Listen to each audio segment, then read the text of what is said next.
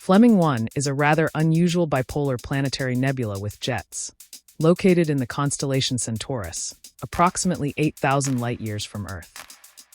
This nebula was discovered by Scottish-American astronomer Williamina Fleming in the 1890s. The object was named in honor of its discoverer.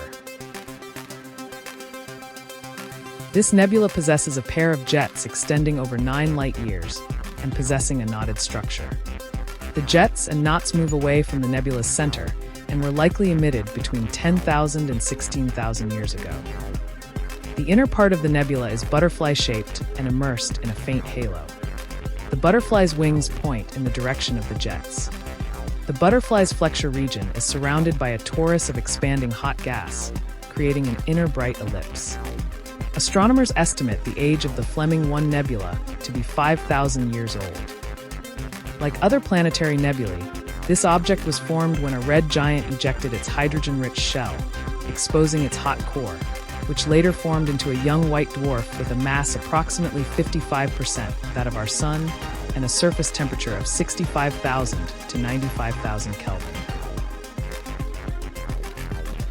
Further studies conducted at the European Southern Observatory revealed that the central star is a degenerate binary star, meaning it consists of 2 white dwarfs orbiting their common center of mass every just over 28 hours. The white dwarf companion is likely older than its companion, has a mass about 70% that of the Sun, and a surface temperature of 120,000 Kelvin, which creates an excess of high-energy photons needed to ionize the nebula. The jets likely formed much earlier than the nebula itself, as a result of accretion of matter from a former red giant onto an older white dwarf.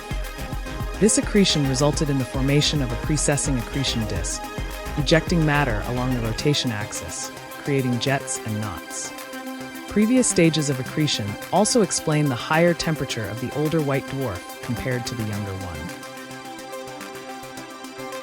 At the moment, research into such an interesting and unusual planetary nebula as Fleming 1 continues.